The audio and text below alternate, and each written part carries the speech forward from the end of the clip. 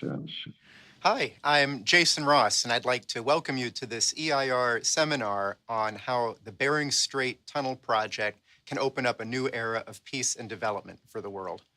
We have a very exciting group of speakers today, ready to fire up our imagination about how linking Russia and Alaska, Eurasia and the Americas can serve as not only a bridge between continents, but a moral bridge to a better paradigm of international relations. I'd ask that whatever video platform you are watching this on, you like, subscribe, turn on notifications if relevant. And I'll mention to those joining us live on Zoom that interpretation is available into Spanish and German, and you can turn that on by selecting the relevant option. For daily insights into the state of the world and on actions you can take to shape its future, I encourage you to sign up with us at eir.news, where you can purchase access to our daily news updates, our in-depth strategic magazine. Sign up at eir.news and you can get a free trial. So now let me introduce our very distinguished panel of speakers that we have for today. We will be hearing from Helga Zepp-LaRouche, EIR's editor-in-chief, who convened this meeting. We'll be hearing from Scott Spencer, who is the chief project advisor for Intercontinental Railway. We'll hear from Dr. Victor Razbagin of the Inter-Hemispheric Bering Strait Tunnel and Railway Group. We will hear from Lyndon LaRouche from a historical video of a seminar he participated in Russia on these topics. We have Azar Mammadov, who is the first Deputy CEO of the Russian Direct Investment Fund, Professor Enzo Siviero, an expert on construction, Russian historian Dr. Alexander Bobrov, and perhaps some more as well in the discussion period. So I'd like to thank all of our speakers for being with us today. Really glad to have you with us. We will be having a discussion period after the main presentations are over.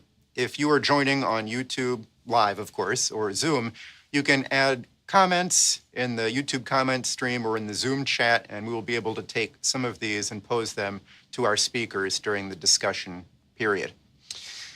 Because we want to have a fruitful discussion period, I do ask that our speakers and commenters keep their comments as concise as they can so that we can have more interaction. So I turn now to Helga Zepp-LaRouche, the editor-in-chief of EIR and the convener of today's meeting. Helga Zepp-LaRouche. Thank you, Jason, and hello to all of you. And I must say it is a real joy for me to speak on the topic of the Bering Strait Tunnel, because unlike many cynics who only have dollar notes in their eyes and think that this will lead to an incredible economic investment potential, which it does without any question. But I think on a much more fundamental level, I think the realization of the Bering Strait Tunnel is potentially and very likely the answer. Because if we get to an agreement between the two largest nuclear powers in the world to replace confrontation with a cooperation which is in the benefit not only of those two countries, but actually of all countries in the world, it can be the game changer which marks the difference and the departure from the present extremely dangerous moment in history. Now, what we have to do with the Bering Strait, I think, is straightforward. My late husband, Lyndon LaRouche, already was promoting the construction of the Bering Strait Tunnel as early as 1978, which is when he first started to mention it and write about it.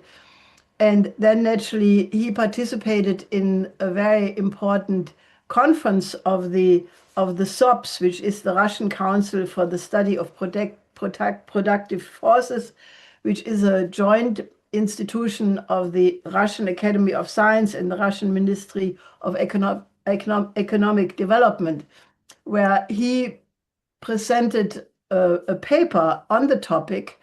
And also then Mr. Razbagin, who I very heartfelt greet here, participated in a conference we had with the Schiller Institute in the same year in the German town of Kiedrich, where he contributed a major paper. Now, it was clear to us for the whole time that the link between the Americas and the Eurasian landmass would really open up a key link of what we later produced as the report, The New Silk Road Becomes the World Land Bridge, which presented the idea after President Xi Jinping had announced the New Silk Road to be the key project of China in 2013 in Kazakhstan. We published this study about the World Land Bridge, which is the idea that eventually in the continuous development of infrastructure and the opening up of all continents of the planet through infrastructure development, eventually the whole world would be connected through a system of tunnels and bridges. And if you build the Bering Strait tunnel in a few years, you can travel with a fast train system from the southern tip of Argentina or Chile all the way up Latin America, northward, Central America, North America, Canada, Alaska, through the tunnel to Siberia, and continue your journey through the Trans-Siberian Railway line, tunnel through Gibraltar. Eventually, you end up in the southern tip of Africa at the Cape of Good Hope. And naturally, all of Eurasia will be connected through a similar network of corridors and fast train systems. So this is why I think that the building of the Bering Strait tunnel, which has been discussed since the 19th century, and which has been a very visionary idea of many people, including Khrushchev, Kennedy, many others who were talking about it, will open up a new chapter in the history of mankind. Because the idea is not just a transport line from Alaska to the Siberian coast, some line from A to B, but it is the centerpiece of the notion of the corridor. That means, for example, on the Russian side, 4,000 kilometers of fast train will be built and 2,000 kilometers on the side of Canada and Alaska. But that will be only one artery in this corridor, which will also contain highways, energy production and distribution, communication, so that basically what you are doing is you are opening up the vast areas of the north of America, that's Canada and Alaska, and on the Russian side, the Far East, which large parts are now still under permanent frost conditions, but where you can find all elements of Mendeleev's periodic table. And naturally, if these vast areas are opened up for infrastructure and the same conditions are created in terms of density of infrastructure, like you normally only find at rivers or coastal lines, that means that the productivity of these vast land masses eventually can become as high as industrial centers in all parts of the world are right now. Now, that is also an answer to the question of who should pay this. I think some experts, some of whom you will hear shortly, have pointed out to the fact that the project will pay for itself after only 15 years or so. Elon Musk, who has announced that his boring machine can actually be the instrument to create this tunnel, said it can be built in 8 years for $8 billion.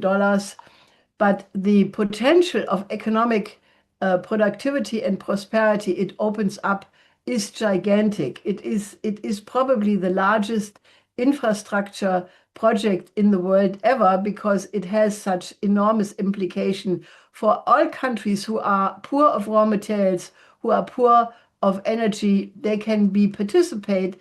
And actually, at the recent several years of Vladivostok economic forums, President Putin and others have invited other countries to participate, because the investments in the development of this area are so vast that it's open for everybody who wants to be part of this.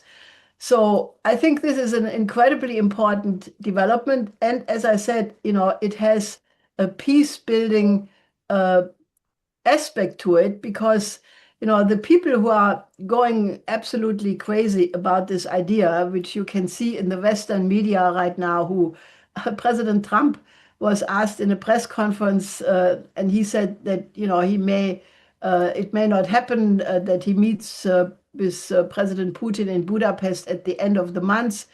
And then the media immediately said, this means the project is over, it doesn't happen.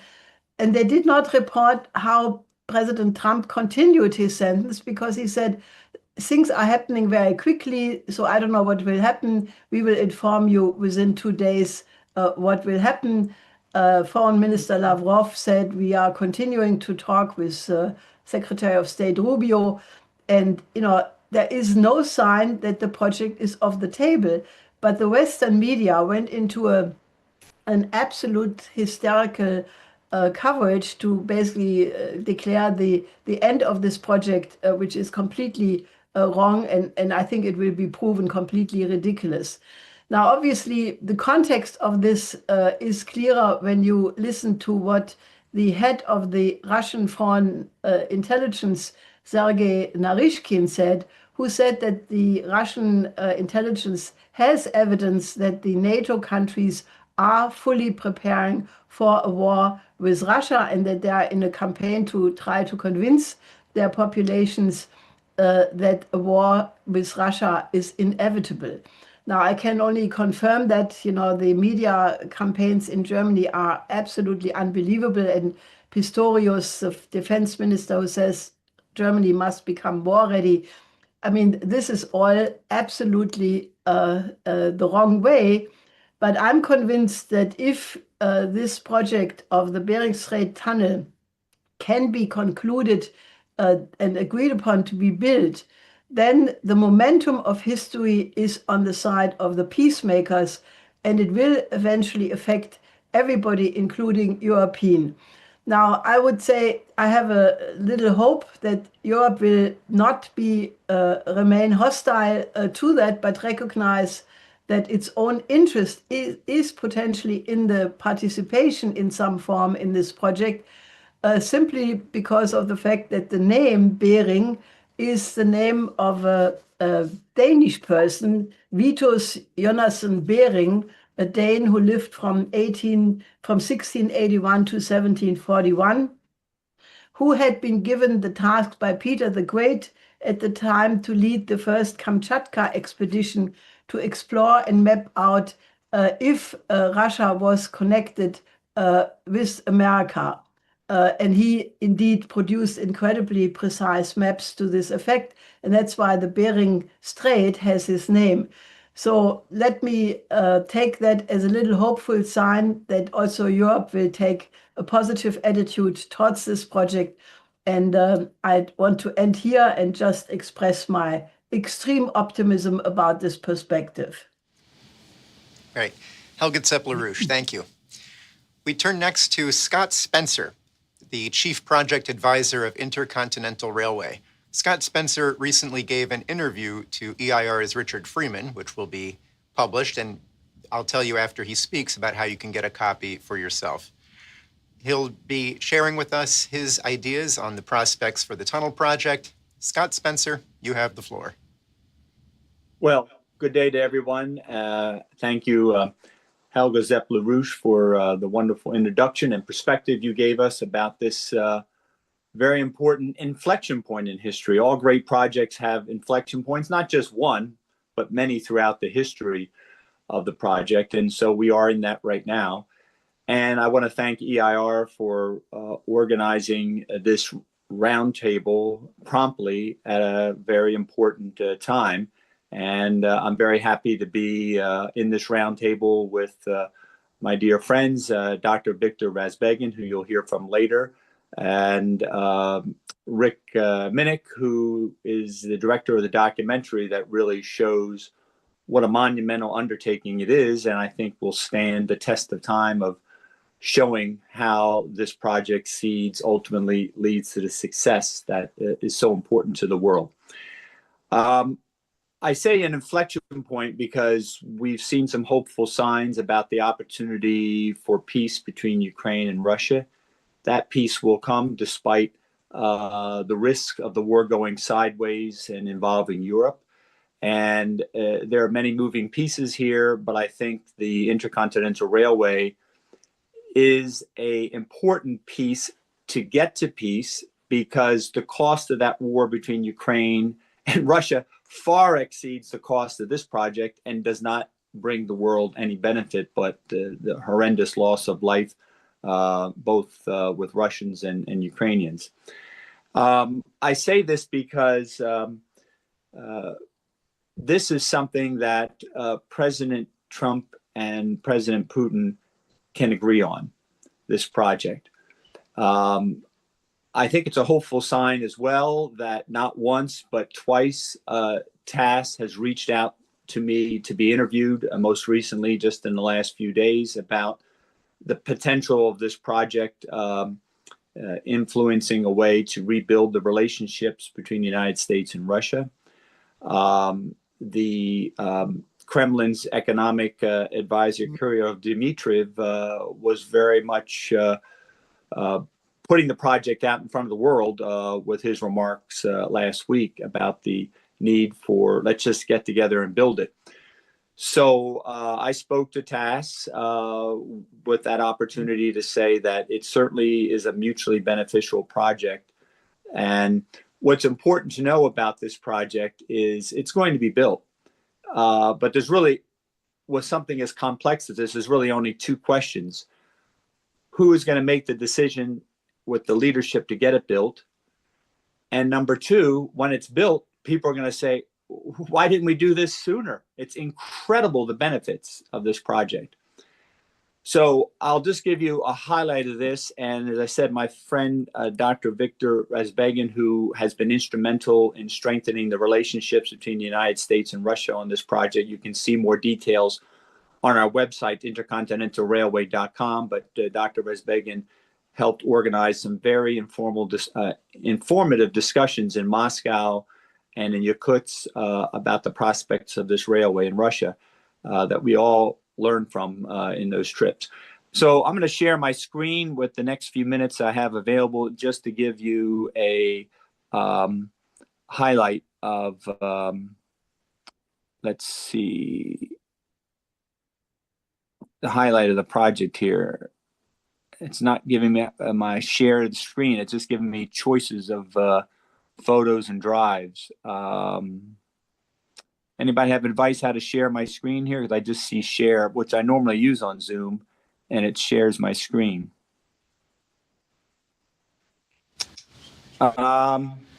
Is it displaying a list of open It's applications? a list of things like my iCloud Drive, but it's not showing me the presentation, like share my screen in general. There may be a tab at the top that alternates between screen sharing versus document sharing at the top of the sharing window that you see?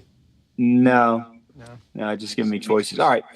I'll have to go to Plan B and just share some points that you can find on our website. But the project, when you see the logo about the project, it was developed to reflect what the project can achieve in terms of peace, progress, and prosperity. And two key founders of this project, who sadly aren't with us anymore, George Kamal and Joe Henry, were very adamant about the importance of this project, as you heard at the beginning of this roundtable, to bring our nations together and achieve what will be a lasting benefit. And we know that this will be beneficial to the world. And as I said, it's certainly an opportunity for President Putin and President Trump to work together, because it's going to take leadership in both the United States and Russia to move this project forward. But history will tell there's really only one decision from these leaders that are going to benefit future generations. And so President Putin and President Trump have that opportunity. And the project brings together the ability to connect the two countries because of the distance that exists between Russia and the United States at the Bering Strait. The tunnel will be approximately 100 kilometers long. And Mr. Kirill is right. Mr. Dmitriev is correct in that advanced tunneling technology can compress the cost and the time to build this tunnel. But the tunnel is really the centerpiece of the project. It's much more expansive in terms of being able to connect Alaska through Canada to the lower 48. President Trump, in his first term, approved the U.S. border crossing permit that's necessary to build a railroad between the United States and Canada. And we proposed that be the first phase that actually we could get underway next year. And then the rest of the project, which we were fortunate to see at the end of track in Yakutsk in eastern Siberia, would continue the access to Bering Strait across the permafrost, the tundra, which Russians have the expertise to build. A very important branch will be built to the peninsula of Magadan. But all that will benefit Russia by unlocking responsible access to their resources, as it would unlock responsible access to our resources in Alaska. And the project obviously has a lot of debate on costs, but these costs are really not significant when you consider the economic activity that it will support and the fact that the infrastructure of the tunnel and the bridges and the tracks will last for 150 to 200 years. So we've heard the cost being around $100 billion, but even if it's $200 billion, over a 200-year period, it's only $1 billion. And certainly we're creating far more economic activity in terms of existing global commerce and also access to responsible access to the resources. We call this project the Panama Canal of the 21st century because it will be that impactful, that game-changing as the Panama Canal was in the 20th century.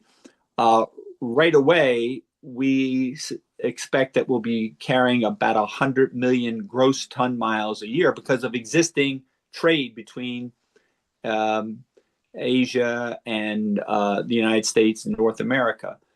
And then on top of that would be the incremental traffic related to the access to resources in Russia and Alaska. And we also know that the project will bring remarkable benefits along the route to various communities because of access to water, electricity, telecommunications, and so forth along the route. So the project has multiple benefits and mutual benefits for each country that would be involved and connected by this. The key countries being United States, Canada, Russia, and China. And to move the project forward, we have said consistently that we need to put together a mutually beneficial treaty, the Intercontinental Railway Treaty. So I'll wrap up my remarks right there, but certainly be happy to share more details during the question period and appreciate the opportunity to provide those insights to everybody. Thank you, Scott Spencer. I believe we'll be able to show some of the graphics from your website a little bit later so people can get some glimpse of this. Richard Freeman, who interviewed Scott Spencer, encourages you to sign up at EIR.news and to email us at news@eir.news, and we'll send you a free copy of our in-depth magazine, including the interview with Scott Spencer. Scott appears in the film The Strait Guys, which is about the story of the project and the personalities involved in promoting it. You can watch the trailer and purchase access to the film at thestraightguys.com. That's STRAIT, thestraightguys.com. With that, we turn to our next speaker from the other side of the connection, Dr. Victor Razbagin, an economist, engineer, consultant. He has been the vice president of the Interhemispheric Bering Strait Tunnel and Railroad Group and chairman of its Russian branch for more than 30 years. He is a former vice chairman of the Russian State Council for the Study of Productive Forces from 1997 to 2015, and a member of Russian and international engineering academies. Dr. Viktor Razbegin, the floor is yours. Thank you very much. I have to say thanks a lot for EIR for organization of this seminar, and personally for Helga Zepp-LaRouche. First of all, I have to bring my sincere apologies for my not maybe fluent English, and I will start from some pictures for demonstrate what the modern view on the project is and what we will have in future. Just a moment. Okay.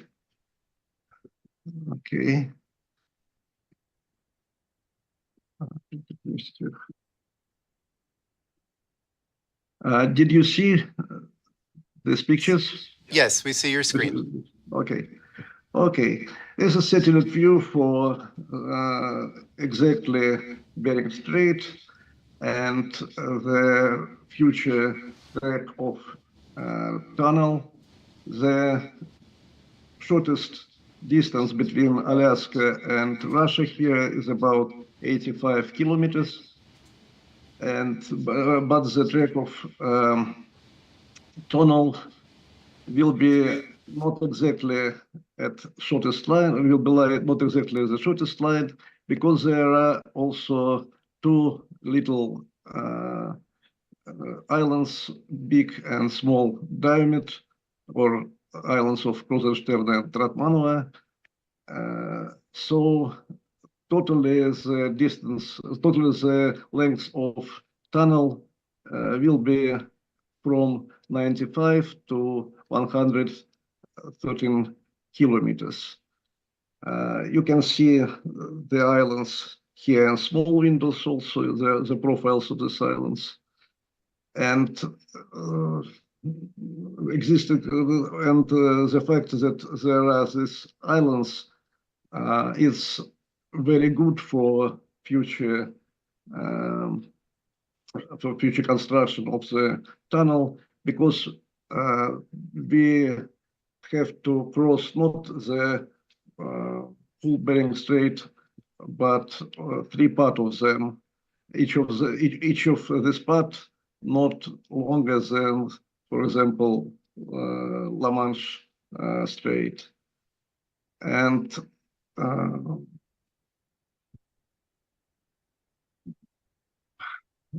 here you can see not only the Bering Strait, but the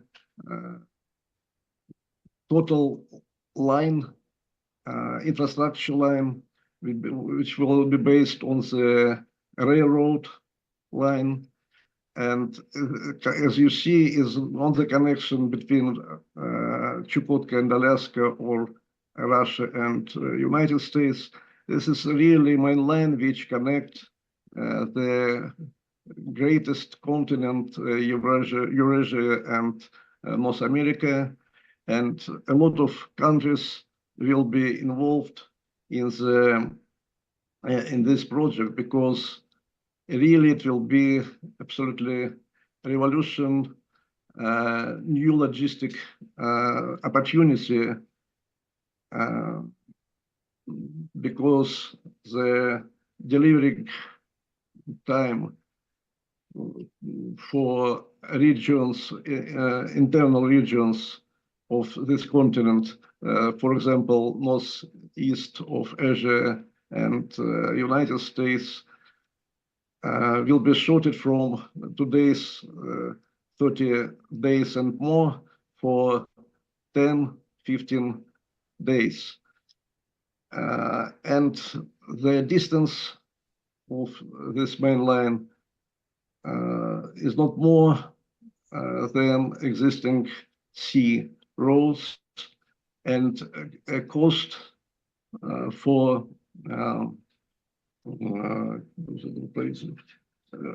cost of transportation also would be 15 from 15 to 30% lower than existing sea ways. Okay, next slide. Here is the same, but from the not globe view, but the map view. Creating this mainland, we close one of the several holes in old railroad network. You see some key points where is the cracks between parts of this system, and the key element of this of all rails, old rails network is the possibility to join the Eurasia and North American railroads network. To do this, we have to build about 4,000 kilometers railroad at the Russia side and about 2,000 kilometers to join Alaska with nearest point of North American railroad network, for example, Fort Nelson, British Columbia.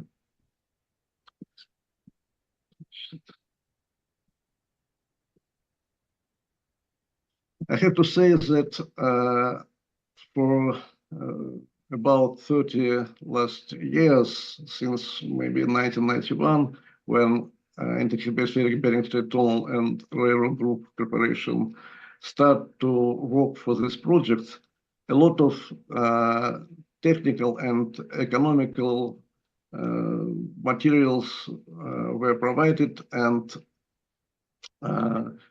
we now have all reasons to say that this project not only could be realized, and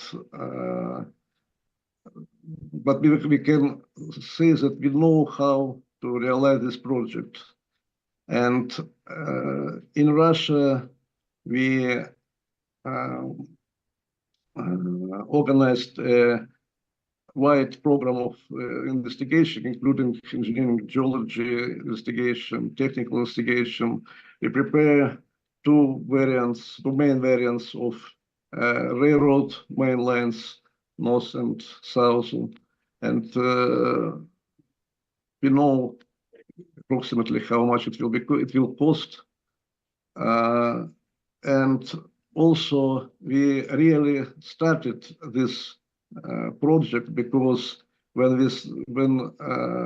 there in 1991 we had a railroad to Yakutia. Now we have it up to Yakutsk, and last years we start to prepare the documentation for railroad branch from Yakutsk to Magadan as a part of south variant of this main line. And also we are working now for railroad from Yakutia, Skorodino, and Jalin-Damokhe, so the shortest way to China, continuing this main line. Also in United States, President Trump in 29th, yes, make a decision and signed the right of way for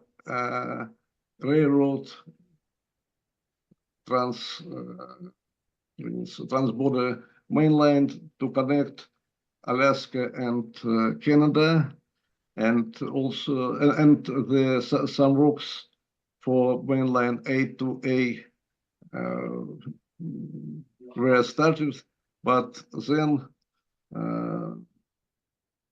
but up to now it was stopped. But also a lot of materials was prepared. Also, we have very detailed project for tunnel. You have you can see here the engineering geology condition and general view of the tunnel. Fortunately, here the engineering geology conditions here is quite well, and for such kind of construction, and we don't expect the complexity of this project more than for some existing project, for example, Severomorski at Baikal-Amursk line and so on. Okay, here are the technical details. And okay, I have to say that I have to underline that now when we return to the idea of the tunnel, very old idea, more than 100 years, we start not on the empty place. We have a great we have a lot of material, technical, economical investigation, so on, to be sure that this project really is could be realized technically, and exactly, and it will it will have unique benefit for not only economic but the development of for a lot of countries and territories along the main line.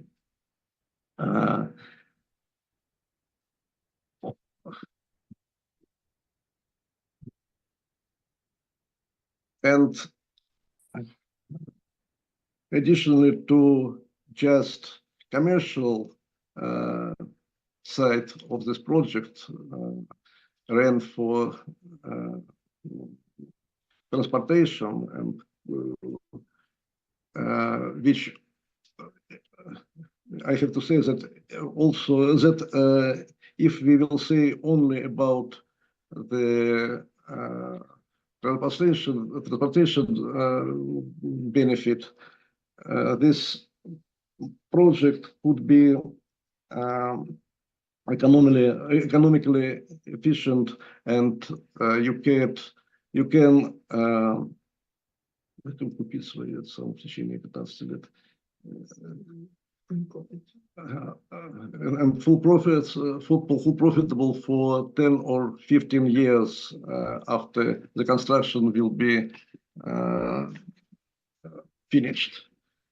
But maybe even more benefit we will have from the development of huge territories with really huge deposits of mineral resources, and from developing these territories not only in Russia but in Canada, Alaska, and so on. But maybe the main thing, and I absolutely agree with Helge Ziplarus, that this project would be the material realization, the idea of peace from peace via development, peace via cooperation. So shortly, that's all I can answer your question if you have. Thank you. Okay. Thank you, Dr. Rezbagin, for joining us today, and we look forward to having a discussion with you in that period.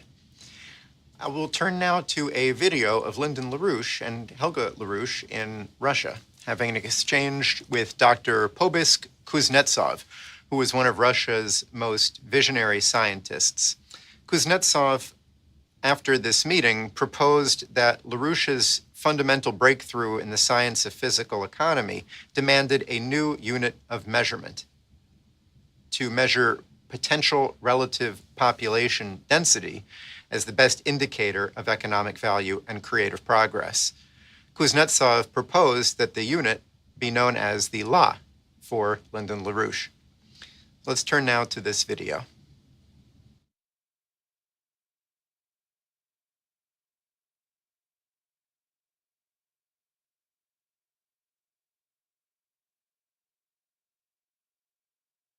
Свою роль мы представляем нашему уважаемому боссу Лигу Лорду.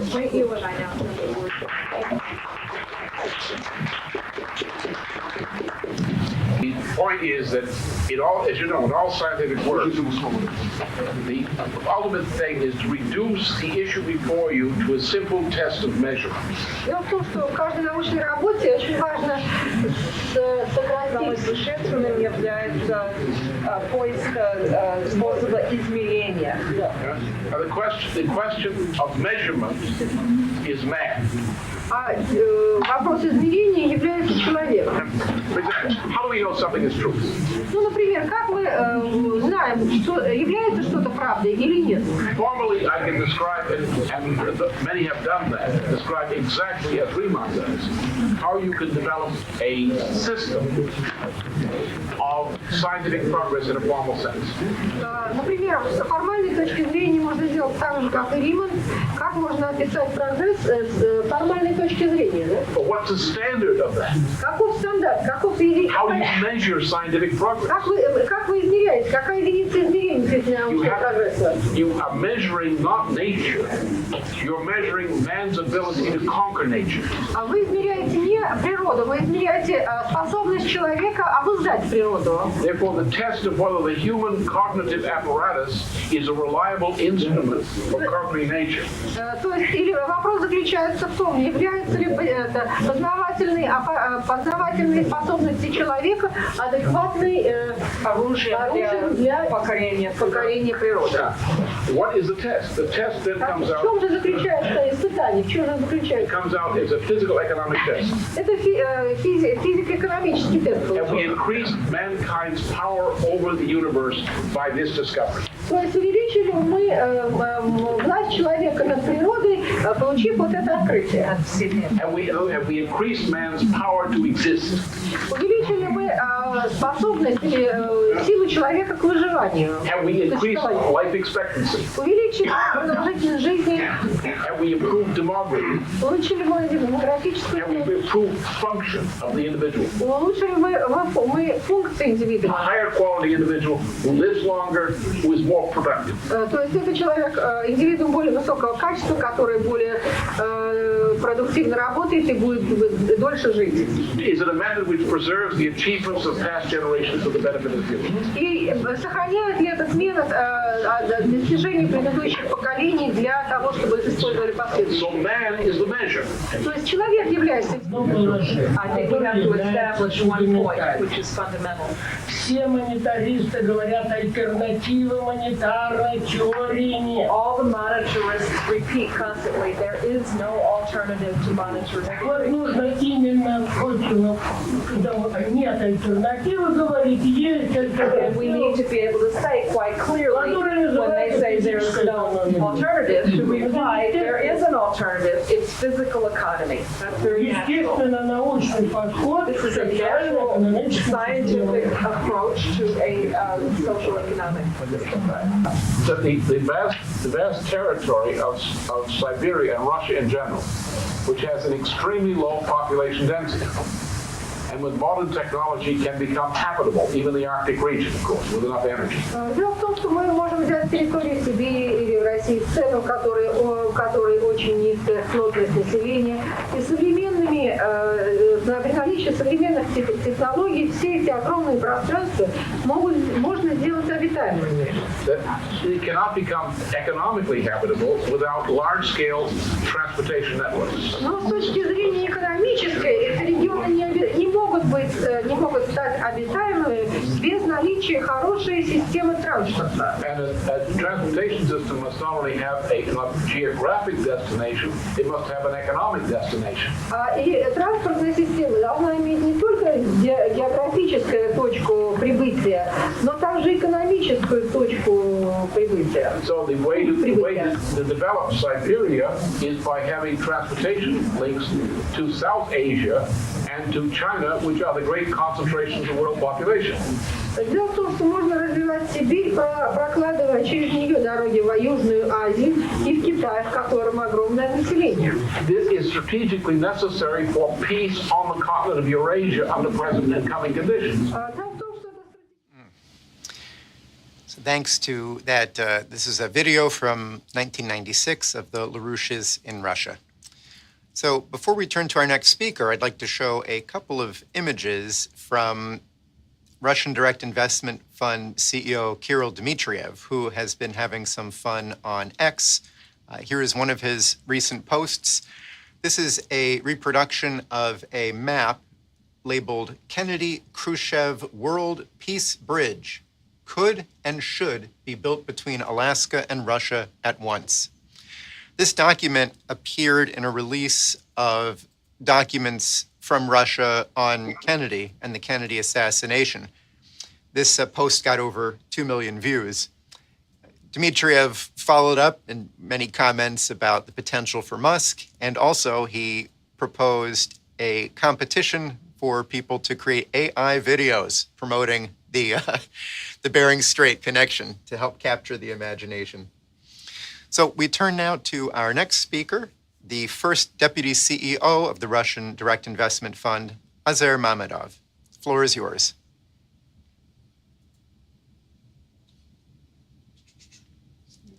I believe you might be muted.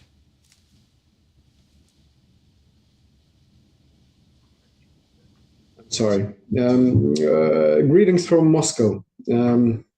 First of all, thank you for your invitation to participate in the roundtable and the opportunity to listen to the insightful ideas of honored speakers and experts. I'll be concise in my remarks. First of all, we appreciate the expert discussions of this project and are delighted to see experts have been very positive on the prospects of the project. And we believe the project itself is very important as it will provide significant potential for economic development of the continents, not just countries. We do see that, and we agree with many experts that the project cost can be significantly brought down due to and thanks to modern technologies. We estimate the project cost of around 7 to 8 billion US dollars, and the project timeline would span across as much as eight years. Or so. We've been studying the project together with the expert community for some time already, and we'll continue to do so. Well, that's all on my side. Thank you. Okay. All right. Thank you very much. We turn next to an expert on construction, transportation construction, tunnels in particular, bridges in particular. This is Professor Enzo Siviero from Italy. He is the director of eCampus University. He is the vice president of the Mediterranean Engineering School Network and has held the post of professor at the University of Venice.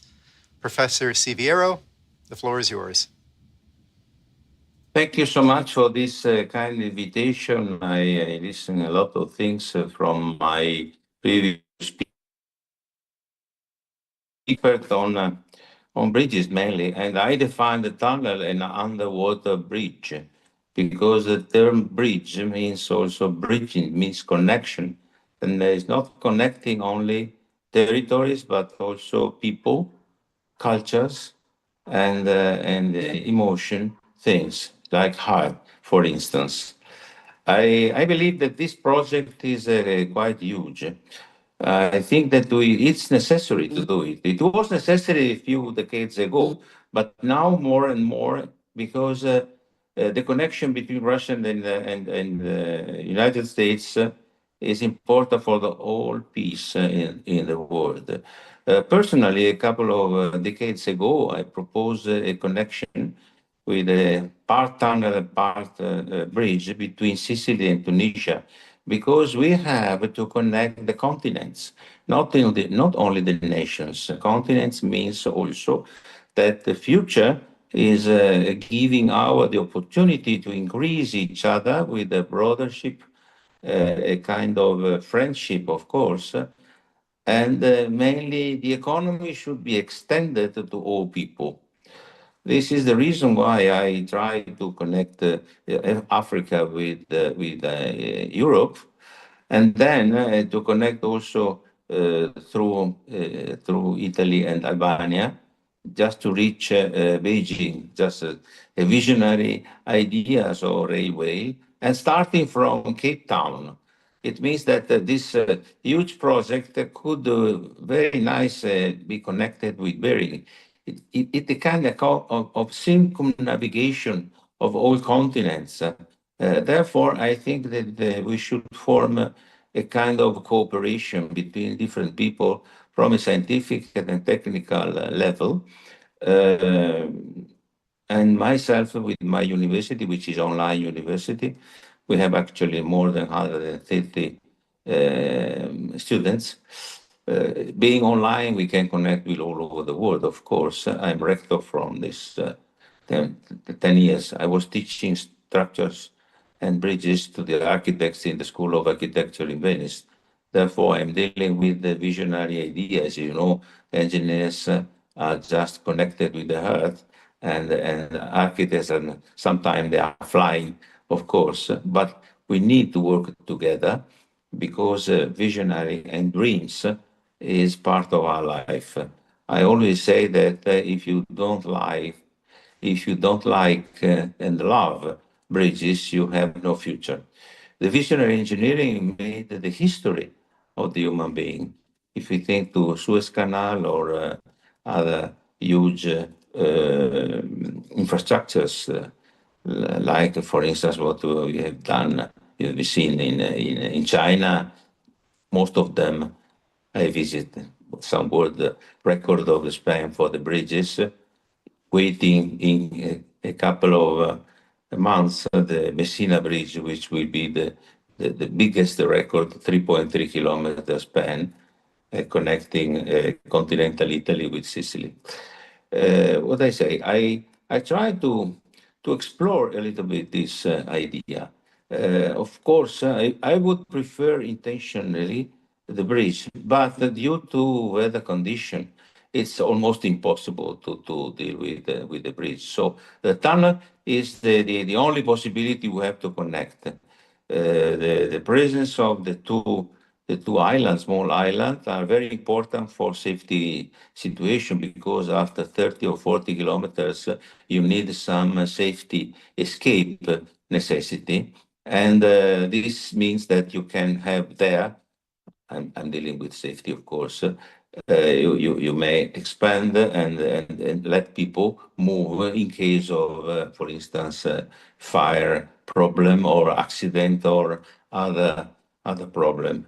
As far as I know, the seismic situation is not so difficult to overcome, and therefore we think the feasibility study should be quite used, and maybe even the cost is not impossible, provided that we are connecting to continents. I'm always thinking about continents because the importance of this infrastructure is related to continents and to all over the world.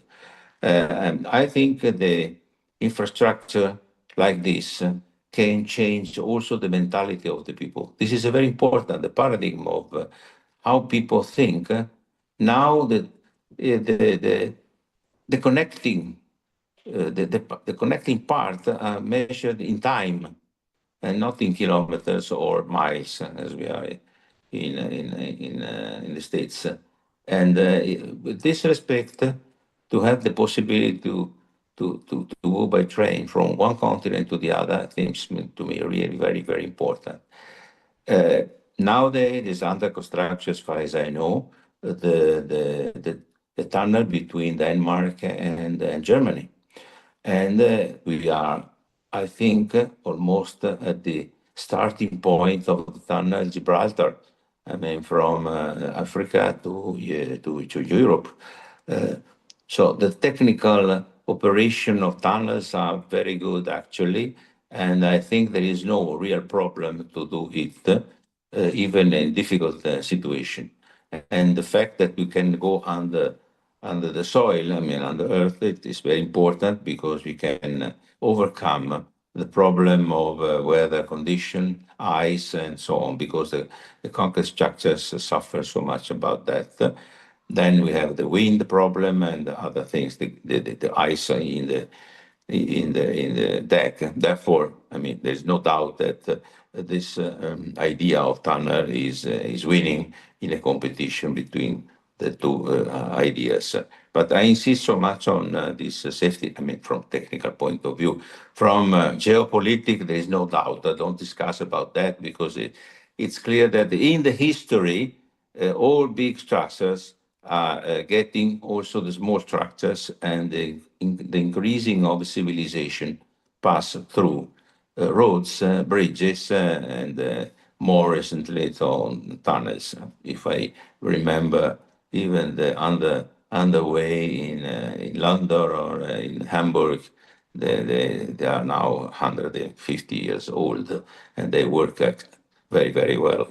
And the tunnel of the Manica, I don't know in English how to say Manica. I mean, between France and English and British, sorry. I think this is very important because if you think what part of the world will increase this position is the situation more difficult. I mean, Africa, first of all, because in the next 30, 40 years, they will double the population. But I think also Alaska from one side and Russia and Siberia on the other side, they will increase. And through this infrastructure, the possibility to increase will be much more fast. And for that reason, I mean, in a couple of generations, we will change and the world will have a new opportunity to develop even more than it is now at the day. I mean, this is a very, very quick idea. So my point of view, I'm a technician, of course, but I'm mainly dealing with bridges.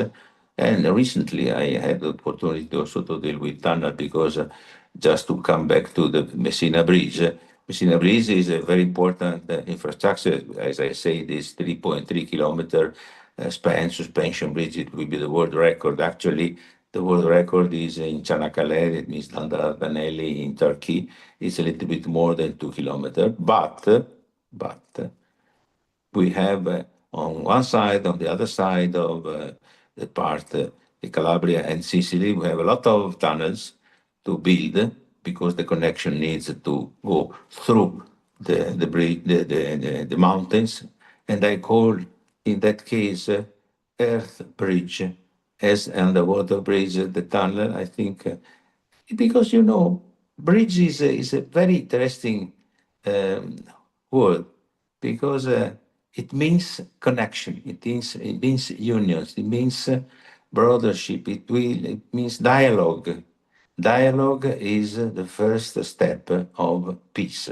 And this word peace, to me, is equivalent to bridge, either tunnel or other kind of structures. Anyway, it means that when we build, it means there is a peace. When we destroy, that means there is water. I mean, a little bit poet, if you know, because I think even some humanistic part of engineering attitude is very helping in getting our dreams to be realized.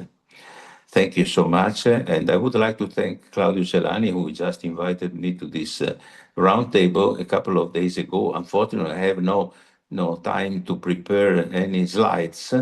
But if you click, Enzo Siviero is my name, you find a lot of things. I'm rather old, you know. No, I'm different. I'm different. Old in a different way, because the oldness is something which is not to me. I mean, our idea of to be old is when you feel you have no more time or willing to dare. Now we have to dare. And thank you, Helga, which I met a couple of years ago in Frankfurt, as I well remember. And I appreciate so much. And I presented to Nate, I call it the bridge between Africa and Sicily, which is feasible. I mean, this is not. It costs a little bit because it's around 140 or 150 billion dollars, but it goes even in on economic, because we have to think to the investment in the future. No, as in this case in Bering connection, the future belongs to us. We have to interpret them, and this is the best way to do it. Thank you so much. Thank you, Professor Siviero, for your youthful presentation. We will turn now to our discussion period. Oh, no, excuse me, I'm terribly sorry. Our next speaker is Dr. Alexander Bobrov. He is the head of the Diplomatic Studies Division at the Institute of Strategic Studies and Forecasts at People's Friendship University. He is a foreign policy expert, a historian, a commentator. He writes frequently for RT and other publications. His PhD in history comes from MGIMO University, and in 2024, he published the monograph, The Grand Strategy of Russia. He was an invited speaker at the Schiller Institute's December 7th and 8th conference in 2024. Dr. Bobrov, the floor is yours. Well, thank you so much for giving me the floor, and I would like to thank Helga Sepp LaRouche and LaRouche Foundation for our fruitful cooperation, and I really hope that I can also introduce certain matters that were not covered by the previous speakers, because they were focusing mainly on technical or economic dimensions to this project, whereas myself, I would like to elaborate on a political and diplomatic aspects of our cooperation, because in my humble opinion, this particular project is not just about creating a brand new project that will bring together US and Russia, but it is also the symbol of cooperation. And bridges and tunnels, just like diplomacy as a tool of statecraft, they actually bring together different nations with different backgrounds, with different opinions on the most important items of the political agenda. And I was happy to hear this information that for the first time, the idea of this tunnel appeared after the Caribbean crisis, the Kennedy-Khrushchev tunnel, when, as you remember, the whole world was on the brink of global nuclear war that could just destroy the entire planet. And just like diplomacy helped to get us out of this political deadlock, I believe that this particular project will also help us. But at the same time, there are several impediments that could bar us from getting to the desired result. And I would like just to enumerate a few of them. The first one being that, unfortunately, other NATO countries, especially the European Union, that are now torpedoing diplomatic efforts between Vladimir Putin and Donald Trump ever since their first bilateral summit that was held in Anchorage in Alaska on August 15th this year. I do remember that just several days ago, during the consultations in the White House, Ukraine, Emmanuel Macron of France, Friedrich Merz of Germany, Alexander Stubb in Finland, and other European participants. They were trying to do their utmost to sway Donald Trump away from Russia so that he could also help Ukraine fight until the last Ukrainian soldier. And this is unfortunately not the way how diplomacy should work. There are certain representatives of the opposition within the Republican Party, namely Senator Graham, who believes that if you introduce more sanctions against Russia, it would be fruitful. And I believe that 3 years on, nothing happened. And if we take all the sanctions that were introduced against our country by the US government ever since the 1970s, neither of them were actually efficient. So that's why I really put a lot of hopes on this particular project that should actually fight against all these destructive tendencies in our bilateral trade. Unfortunately, the Democratic Party that is now losing against the Republicans, against Donald Trump, who are actually responsible for both Biden war in Ukraine and the current crisis in our bilateral relations, with our trade amounting for almost zero. And that's why in order to jumpstart and kick off this project, we do have to understand that we're doing this in an absolutely frozen economic environment. And the last impediment that is also very important is, unfortunately, in a certain way, diplomatically speaking, fickleness of Donald Trump's public posture, because sometimes he said that he has good relations with Russia, with Vladimir Putin. Sometimes he said that he's dissatisfied with our national leader, and you never know what's going to happen, whether tomorrow he will not back away from what he said today. And that's why I really hope that we will be able to bring to an end what we're now planning in terms of this project, because it isn't just about bringing together Alaska with the far east regions of Russia. It is also creates a new environment for our bilateral cooperation that has huge potentials in different domains. If we're talking about arms control, New START agreement, and everything that has to do with arms race in general.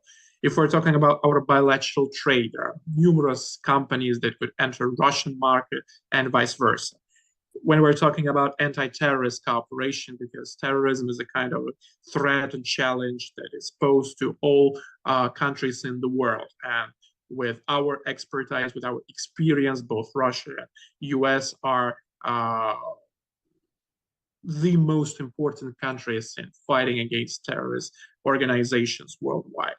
If we're talking about cooperation in outer space, this is also a very promising domain for our bilateral cooperation. So you see that if there is a will, there is a way. And this is the kind of future of our bilateral relations that I really would like to see one day. And thanks to this project, I really believe that we're closer to this, I would say maybe rosy prospects, but general for the better future of our relations that we used to be prior to these plans that were announced on both sides, on the US and on the Russian side. So basically, this is it. That's all I wanted to say. If you have any questions, I would be happy to answer. Thank you so much. Dr. Alexander Bobrov, thank you. We turn now to our discussion period. As the panelists prepare themselves for this, I would like to ask Helga Tsepp-LaRouche, the initiator of today's event, if she has any reflections based on what she has already heard. We also then have short comments and questions lined up from an American economic writer, a Russian-American businessman, an American political figure, and a Canadian rail engineer. So a lot of commentary ready to come in. Helga Tsepp-LaRouche, would you like to reflect on what we've heard so far? Well, I want to thank all the speakers for their very insightful contributions. And I think that the advances in the technology to build such tunnels which I think several engineer firms around the world have expressed. For example, one of them is the German engineer firm Herrenknecht. They built the tunnel under the Bosporus. They also said that they think this is eminently feasible. And obviously, it reflects the continuous ability of mankind to advance through science and technology and cooperation. And that is why I'm fundamentally optimistic, that the ideas, for example, of Vernadsky about the increase of the dominance of the noosphere over the biosphere is indeed a law of the universe. And, eventually man will become more reasonable through innovation, through the continuous discovery of scientific and technological ideas. So I just want to thank all of you. And I think also that the idea of the humanist aspect Professor Siviero had mentioned is obviously a part of this idea to build bridges. And, I think, we are humans, and that way we should find a way to behave as humans. Thank you, Helga Zepp-LaRouche. So let me turn now to our full panel of speakers, and we'll see if anybody would like to offer any new reflections based on what you've heard from the other speakers before we turn to taking some general questions. Just raise your hand, or if you'd like to say something now. Yes, Scott Spencer. So I want to, again, thank all the panelists, because for me, with a project of this magnitude, it's always important to listen and learn, and I learned more again today. I want to thank my fellow panelist and friend, Dr. Razbegian. His presentation had a lot of information that I wasn't able to share, so I appreciate his clarity there. And for the last speaker, Dr. How do you pronounce your name? You're on mute.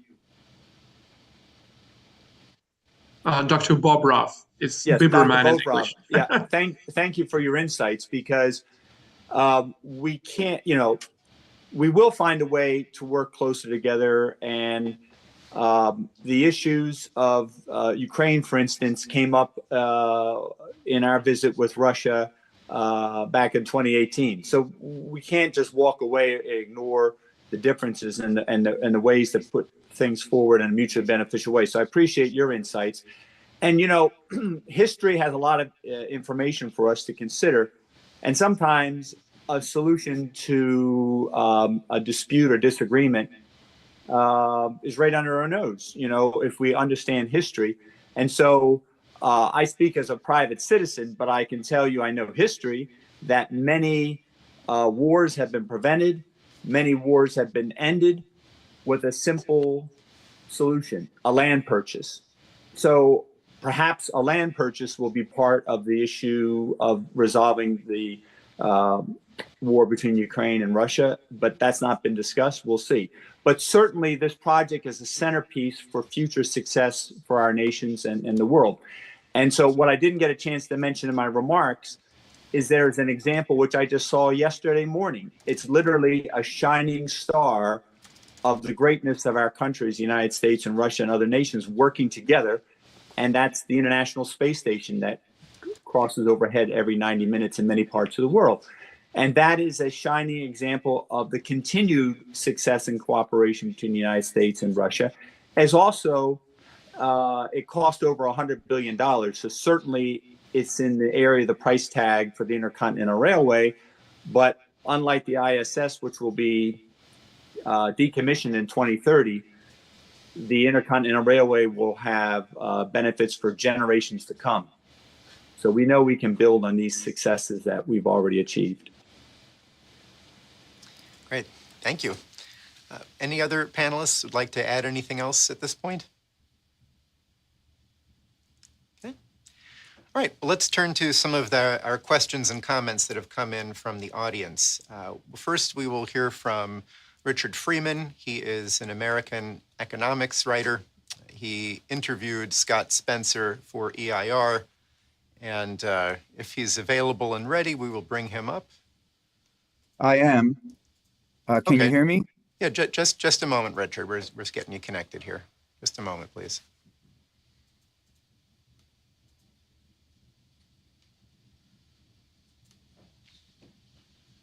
Well, we can hear you, so maybe you could start speaking, and we'll get your video along the way. Is it possible to do a screen share or not? Why don't you click the share screen button? Okay, going to do that. I'll let you know when you can click it if you're able to start. Share, and I'll just hit share.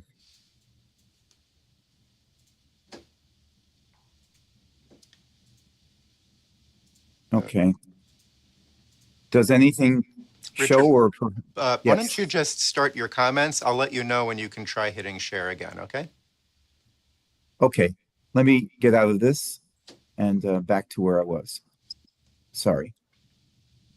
Okay, I just have something brief, but I was going to show something which I think will support just what Helga Zepp-LaRouche said, and particularly Dr. Resbegan and Scott Spencer, and I have one question.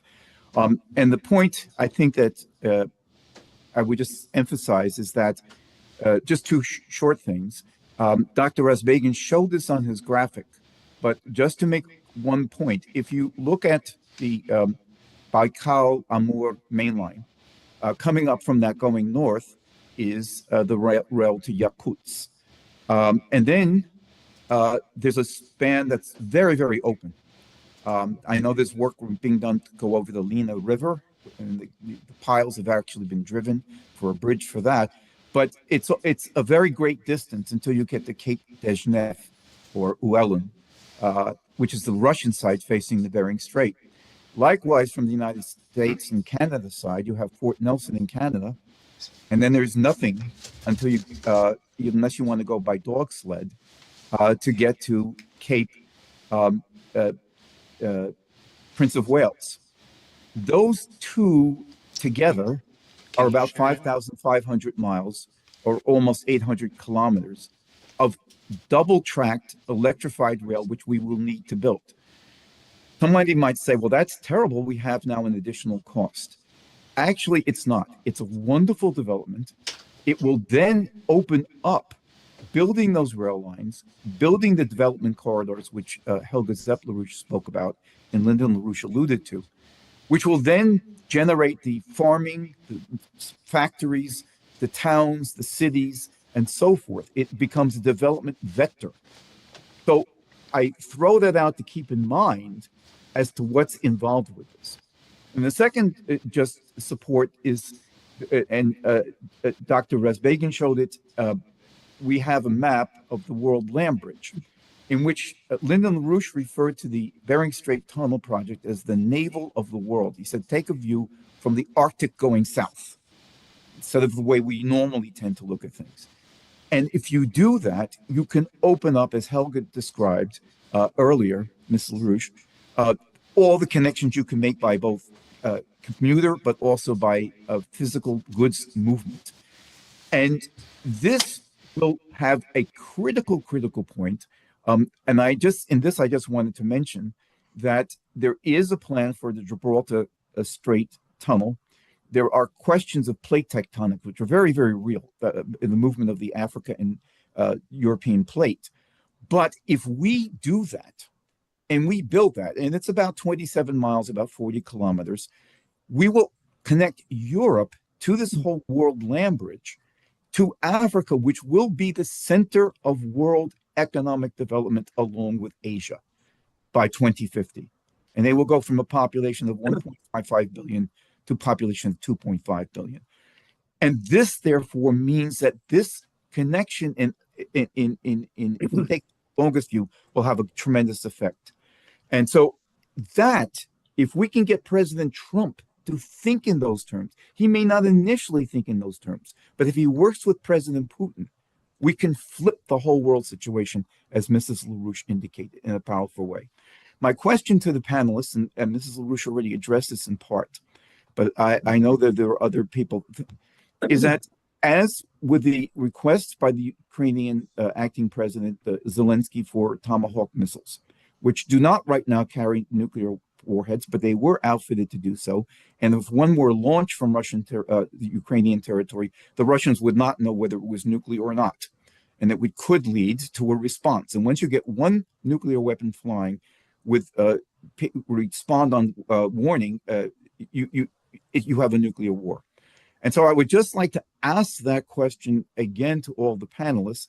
I know that Mr. Spencer has some thoughts on what the danger is if you link AI to nuclear weapons.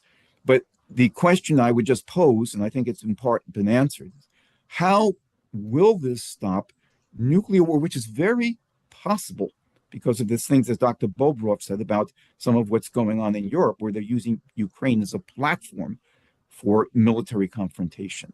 How will this Bering Strait project and the World Land Bridge end nuclear war? Thank you. That's a sharp question. Fantastic. Would anyone like to respond to this?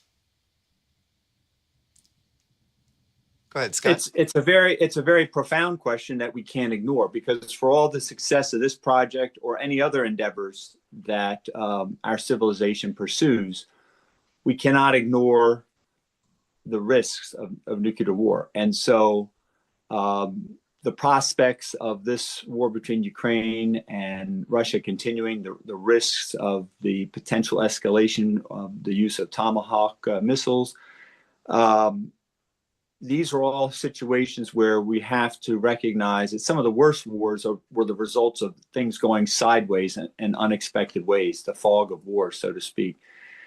And so in this situation, I would suggest as a civilization, we recognize, what do we do in our own communities when there's a fire?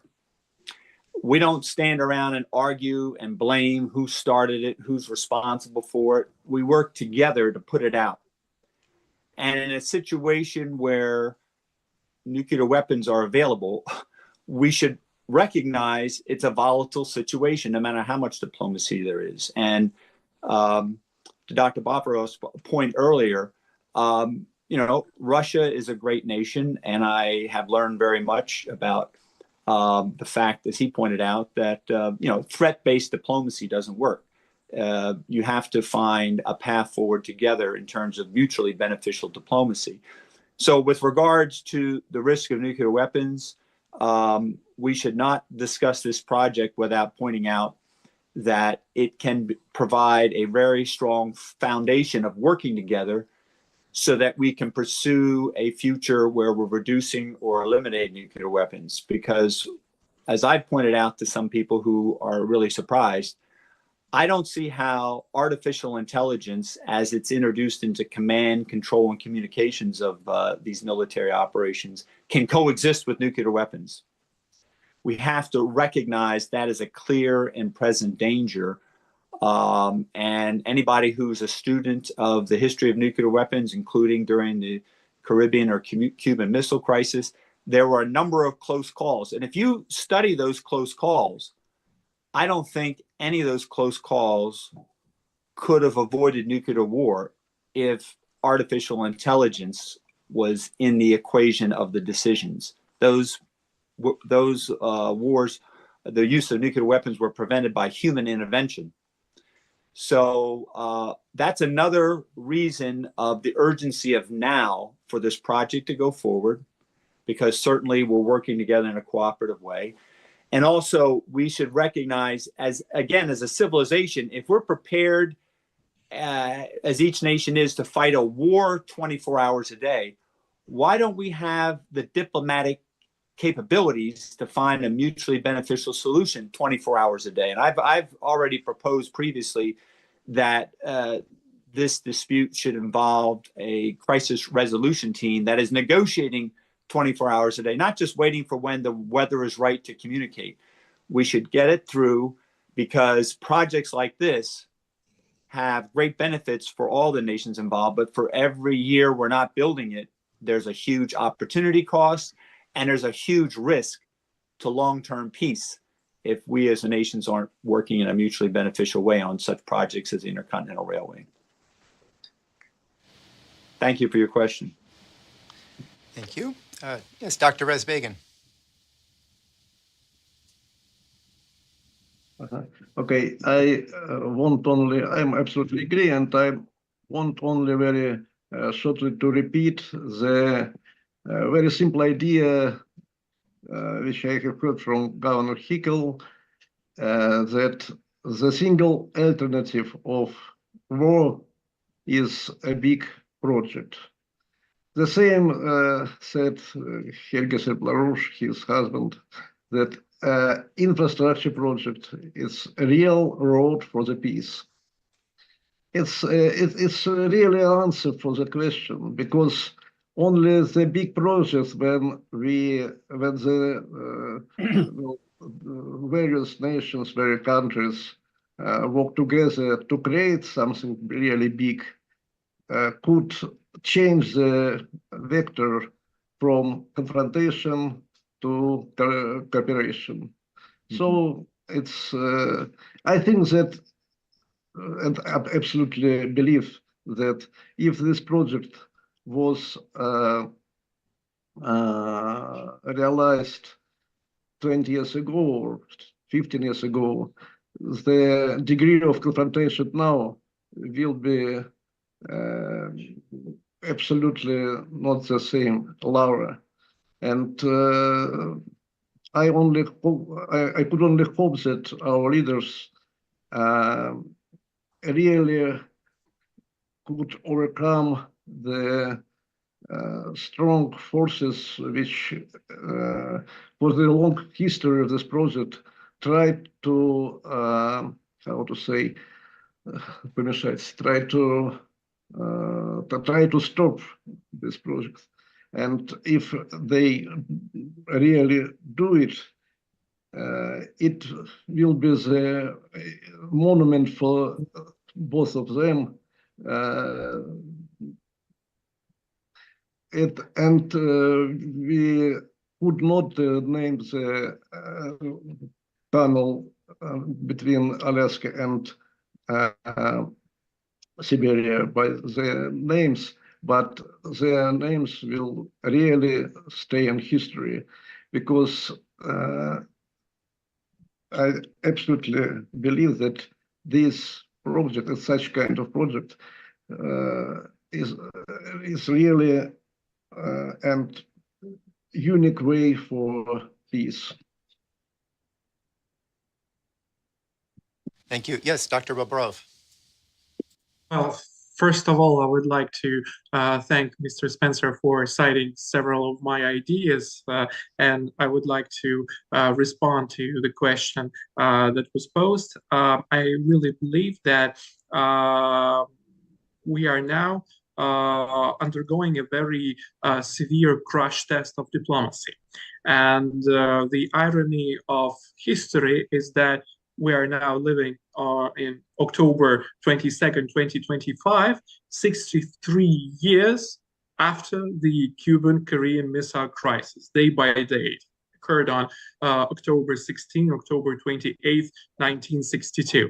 And the only way out of that crisis used to be diplomacy. And I really believe that now we have to apply the very same method.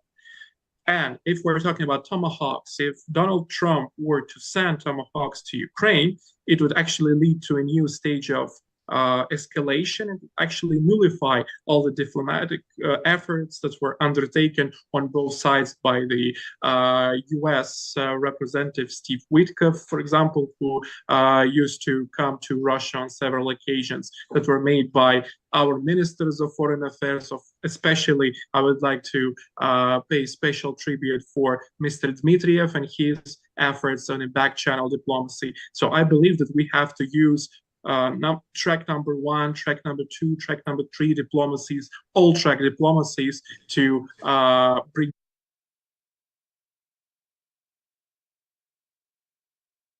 realized and do our utmost so that we could actually agree upon not only in terms of what is going on now around Ukraine, but generally.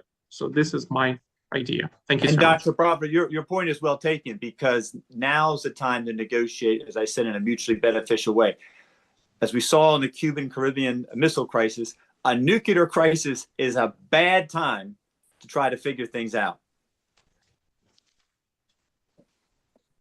That's an understatement, huh? Okay, well, let's, are we able to bring up Yuri, or should we take some written questions? Hello, everyone. I'm glad to be in such Hello. a great company of experts. So I describe myself as Russian-American businessman, as I lived half of my life in Siberia and the other half in the United States of America. My company was involved in export from the US to Siberia, technologies and machinery. And I can tell you that this equipment lasted for many, many years in the harshest conditions you can imagine. Like in Yakutia, under minus 45, which is the same in centigrade and Fahrenheit. But this is not the main point. There was a, okay, I started video. There was a short video of Mr. Lyndon LaRouche being in Moscow at a conference, and I paid attention what he was saying. He asked a question: what is scientific measurement entity or unit? And he answered this: a man, which is very important. So we've been talking about technologies, but nobody mentioned what people in Siberia and Alaska are thinking about this project. And a few days ago, I've been contacted by a Russian journalist in Moscow, and they asked me this question: what people in Alaska think about the project? And I started calling my friends in Anchorage. What, guys, do you think about it? And the answer was most of people would think great about the Bering project, but we should ask more natives, because they would think, okay, what would happen to our fish, which is probably the best quality in the world? What would happen to the animals in the area? And we know what happened to gas project in Alaska, which was stopped because the natives did not want it. Certainly, this is a little bit different, and from ecological point of view, it may not present any danger, but still, we should ask more native people about what they think, their opinion. So overall, I believe it's a hope to peace. It's the greatest project of 21st century, and it kind of reflected John Lennon's song, Imagine. Imagine all the people sharing all the, that is all about this project. So that's all I wanted to say. Thank you. That was, I didn't properly introduce our questioner here. This is Yuri Pantyukhin. He's a Russian-American businessman and the vice president of the sister city relationship between Eugene, Oregon and Irkutsk, Siberia. So Yes, a very please. short comment about native people of Alaska. The Association of Native People of Alaska in NOM from the very beginning became a part of Inter-Hemispheric Bering Strait Tunnel and Railroad Group. This is an answer, I think. Good. Let me turn now then to several questions that came in by writing. I'll just ask a few of them, and the speakers, the panelists can respond as they like. So one of the questions is about the policy side of the project. For example, negotiating with US agencies, dealing with environmental interests, private landowners, native corporations in Alaska. How are steps coming along to resolve potential land use issues? This is one question that came in. Another question, Peter Schultz, who I believe we'll be able to hear from a little bit later, is announcing that he's offering an update on the Canadian side of the rail as part of this whole project. Rick asks that we remind people of the film that is starring Scott Spencer. That's thestraightguys.com, S-T-R-A-I-T, thestraightguys.com.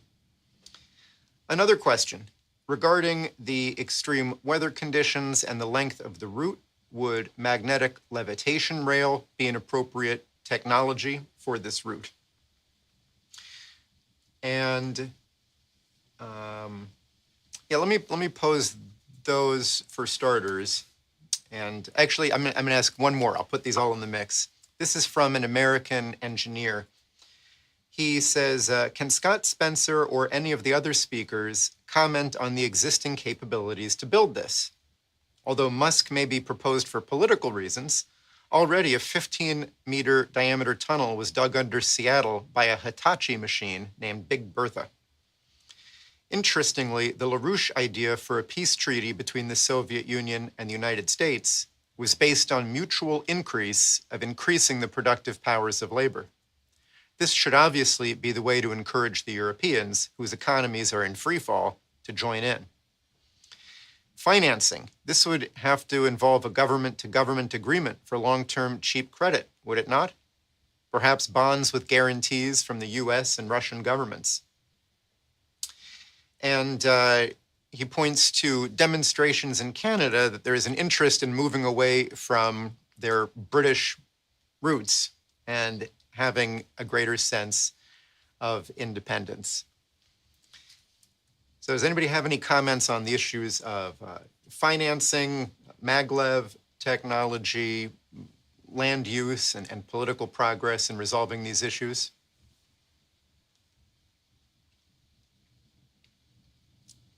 Yeah, please. Well, certainly, I hope the other colleagues may want to add to this, but I'll just say quickly, in terms of land use, again, you can go to our website, intercontinentalrailway.com, and we spent a considerable amount of time meeting with Native American corporations, as Victor Rasbegan related to as well. We've listened to a number of the residents across Alaska to understand their way of life and how we can complement what they do and not undermine their traditions. And I made a commitment to them, and I've continued this when I go to talk about the project to some decision makers in Washington. They want to be involved in those discussions and those decisions. So number one, that'll be important. Much of the land is either native corporation lands in the United States or federal lands. As far as financing is concerned, there are a number of instruments, whether it's the issue for financing, engineering, construction. It all ties together with the need to have an intercontinental railway treaty between China, Russia, the United States, and Canada. That will serve as the foundation for the future success of the project. And in terms of maglev, I would say that really has limited applications where there's dense population and needs for high speeds. In this situation, it's a very difficult territory to operate over. And you want to have interoperability so that a container can be loaded on a rail car in points in China and operate straight through the system throughout North America. And those systems aren't compatible with maglev right now. So that's why I think it would be rather limited to see that technology emerge. Mr. Mamedov, Professor Siviero, would you like to weigh in on any of these issues that were just raised before we move on to the next round of questions? I think that I agree with all the people that they spoke. The problem of maglev, I think it's not feasible in this case for a lot of reasons. There is no time now to discuss. It's very, very good for passengers, but I think this tunnel should be mainly devoted to not only the people, of course, and because as we connect to continents, we have to think about the transportation of goods, of course, and this means also increasing of the civilization. I would say, sorry, I don't change. I mean, it's my English is not so perfect anyway. If I speak about English, about bridges, I have no problem. But if I widen a little bit, then I'm better in French and a little bit also in German, because I've been in German for 4 months, exactly 60 years ago. Not, I'm so old. I say I am 4/5 of century, not 80 years old. Congratulations.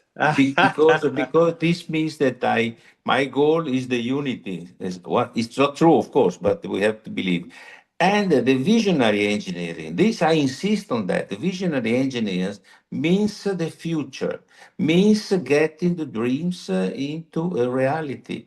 And dreams are the most important thing. Humanization, humanitas, it comes from the Latin, even from the Greek, of course.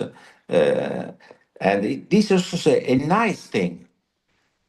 Speak about beauty, speak about quality, speak about heart, speak about emotion, speak about friendship, love.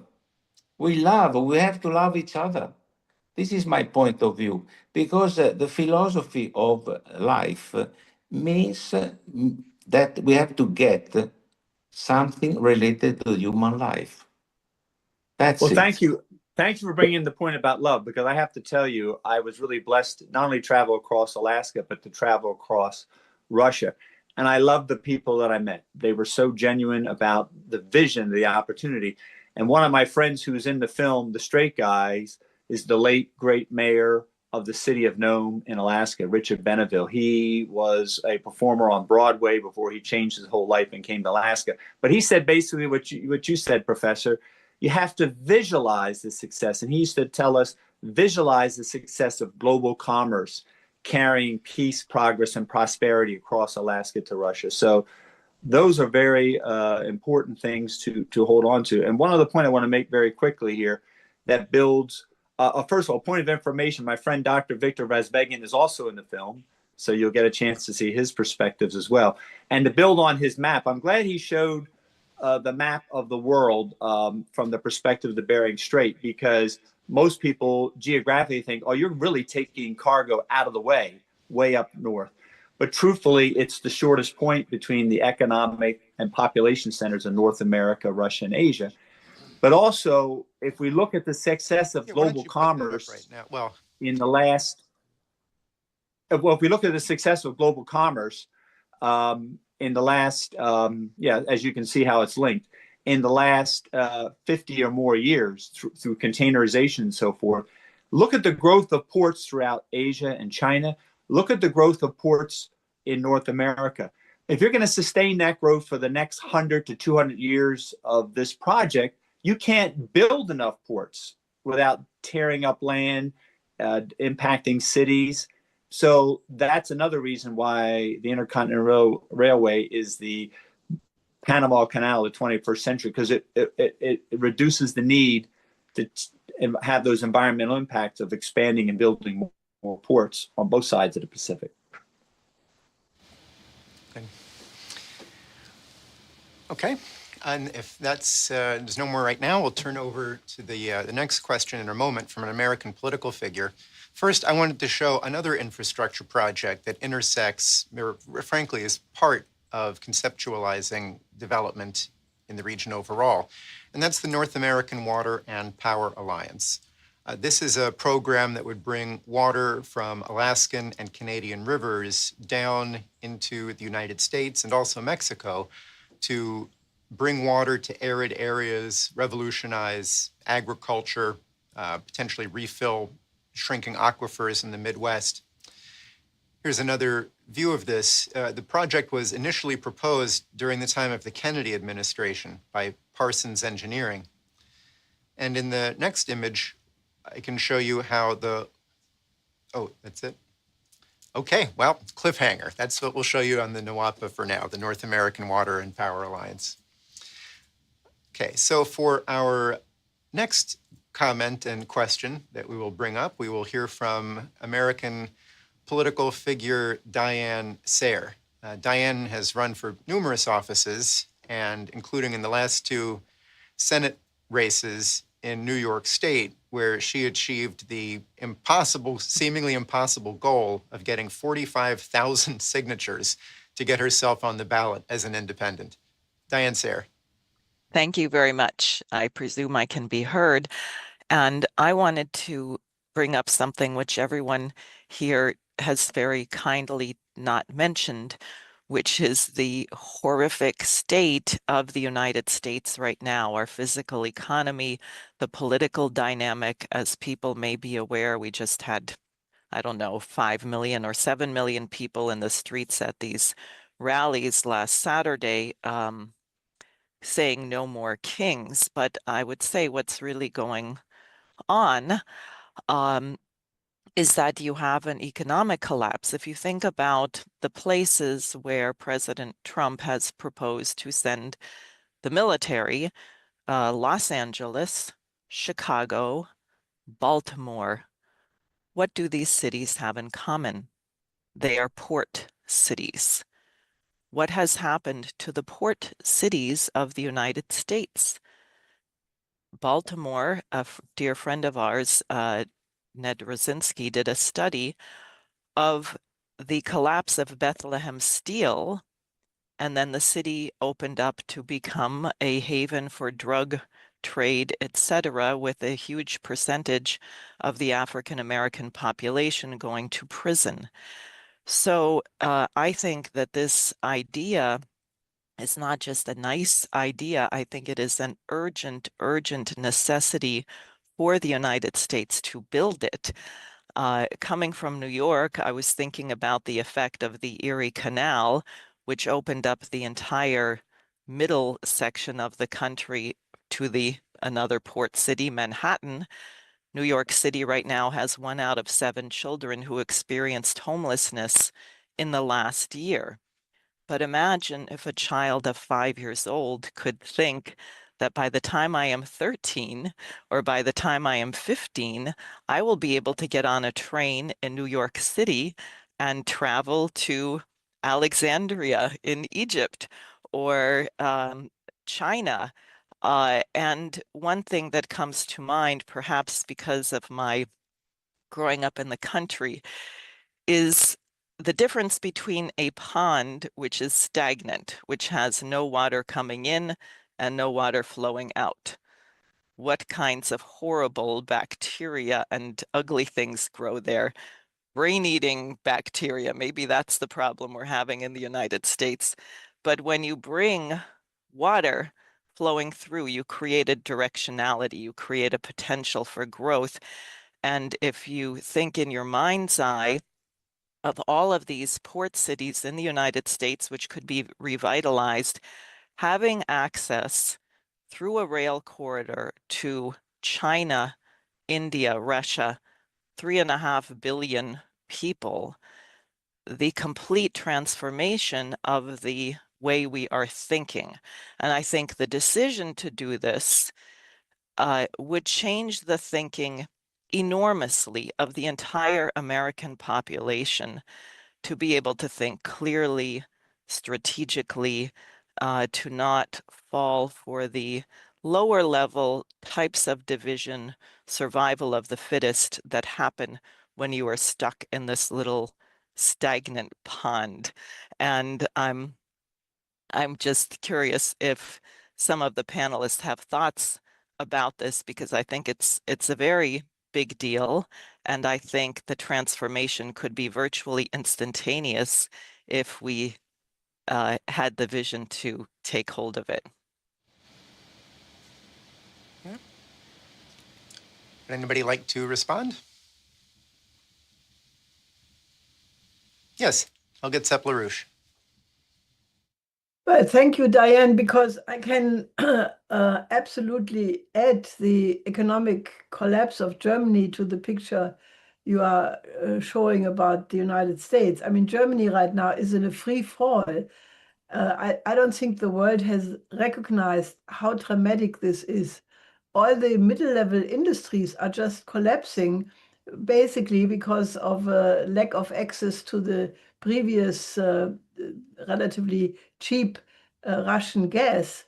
And the European Union right now has basically made a rule, even a law, that the future should never again buy Russian energy. This is suicide. so I would be interested to hear from maybe some of the panelists, maybe Mr. Spencer and Mr. The other Russian.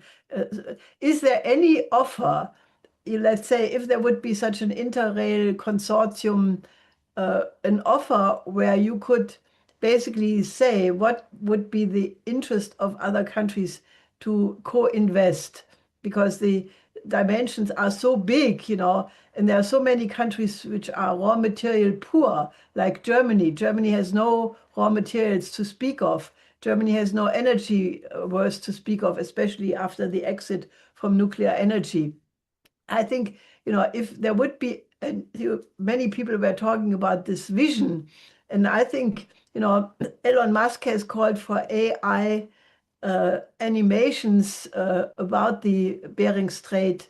And I can imagine that if, maybe creative people would show the potential which would flow out of the construction of the Bering Strait, the development of the Far East of Russia, how it would increase the living standard for all countries, how it would eliminate poverty, really show that this is a potential game changer to alleviate poverty everywhere in the world by offering productive capacities. I think such an initiative could really shift the public opinion a lot.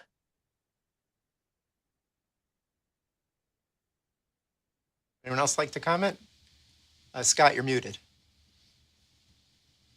I'll certainly make a couple of quick comments, but I would love to hear the insights of my fellow panelists. And, going back to the point that the professor made about love should be considered in this equation, because there are differences amongst us, certainly within the United States right now, and there is turmoil over those differences.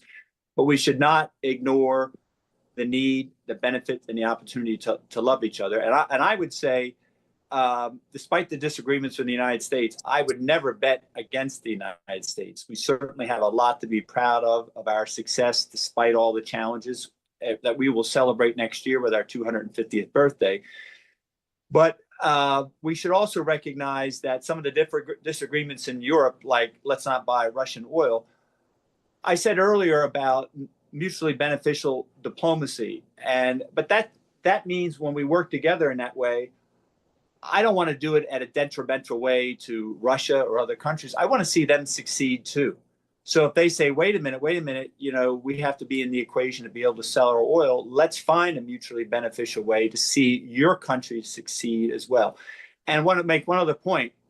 You mentioned about looking at this project through different eyes. I don't want to spoil the movie, but you have to recognize when you see this movie how we're going to benefit generations to come, children to come. And in the movie, you'll see something about how children can look at this project that I think is absolutely fascinating. I love it, and it's something that inspires me. So check out the movie without me spoiling it for you, but they'll see it that way. But I'd love to hear the panelists' takes on these issues that were just raised by the previous comments.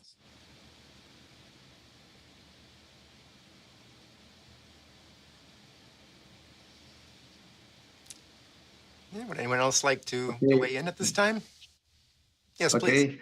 I want to say some words about another opportunity in view of the tunnel between Alaska and Russia. We discussed mainly today the railroad, transcontinental railroad, but there is opportunity to join also the electric power systems of Russia, Eurasia, and United States. The effect of joining of two big systems like this, the economical effect is about from 8 to 10% of the capacity of the smallest of this system. It's equal the creation of several really big hydropower stations. So only from the joining this system you can use the difference in time, difference in peak loading, and so on. And you really can get the effect equal for creation as several very big hydro power stations. And also unique opportunity connecting with this project is also to use the potential of tidal power. Tidal power station, the physical opportunity for creation such station is unique in two places all the world. It's Cook, Inlet Cook, and at the Russian side, it's the Penzinsky Inlet. The height of tidal, the more than 18-20 meters. 18 in Penzinsky and 20 in Cook Inlet. It gives the opportunity to create power tidal station capacity jointly more than 100 gigawatt. It's huge energy.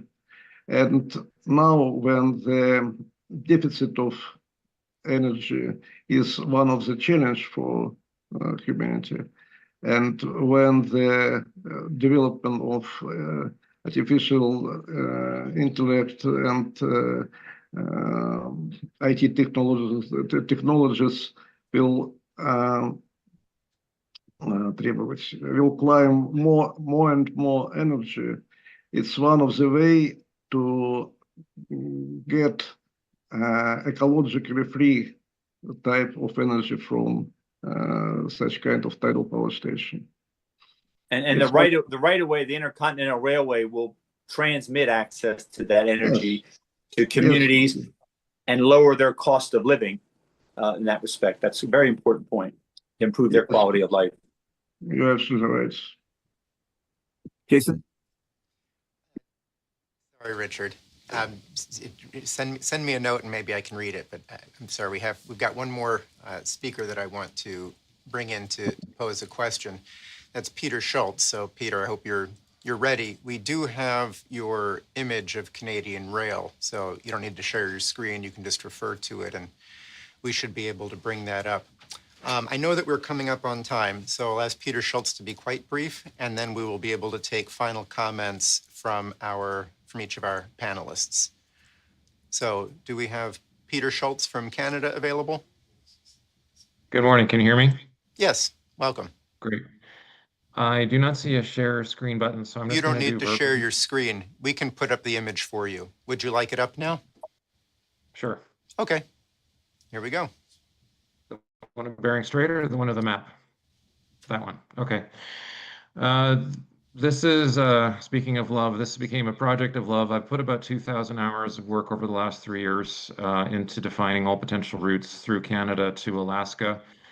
I had worked for Alaska to Alberta Railway and was there when the company failed due to misappropriation and watched as Canadian authorities blocked the assets of A2A Rail from being resold to American interests, such assets as a cross-border permit, freight forwarding agreements with DND for construction on the Alaska side, sharing agreements with the Alaska Railroad down to Anchorage, such. This was all blocked by Canadian authorities from being resold back to American interests after the collapse of A2A Rail. So I really think, and my associates would definitely put the Canadian political situation as being a primary risk item for connecting to Alaska. However, some of the provinces disagree with the federal government and are in active negotiations with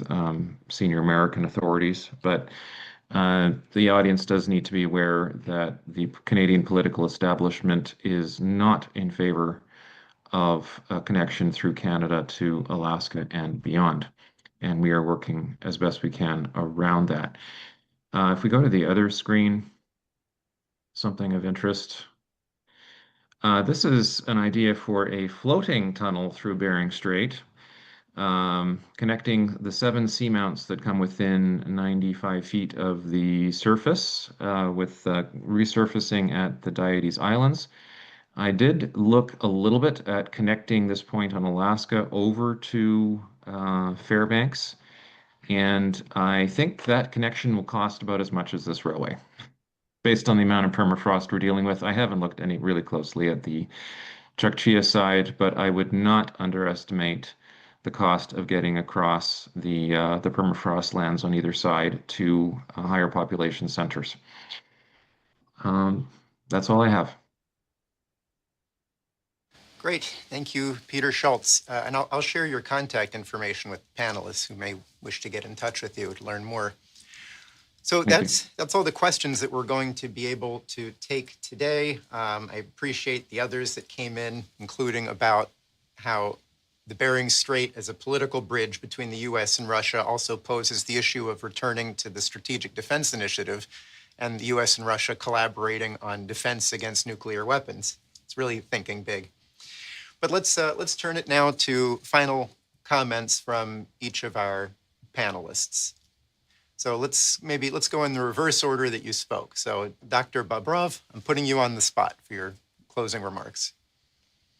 Well, once again, I would like to thank you attention that you bring to this particular issue, because as I see in the US, there are so many reactions, whereas in Russia, we are more skeptical about the prospects of this cooperation in general, and this project in particular, mainly because in the past, we used to pin big hopes on events that never happened, that never unfolded. So I really would like to also hope that we would be able, by joining our efforts, to bring this project into fruition. So thank you so much. Thank you, Dr. Bobrov. Professor Siviero. As I said, I believe we have to take only the technical feature and the scientific way. This is somehow already thought or examined because the feasibility study is quite easy, actually. The technology is good, but we have to insist on this friendship, brothership, love. It means peace. This is one of the most, or mainly the most important item we have to follow.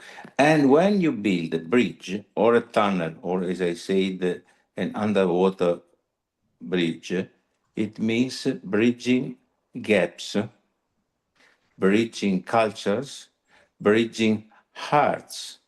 And sharing hearts is also one of the most important issues we can imagine. Among the Schiller Institute, this is something that is visible for all people that want to see and not to be blind.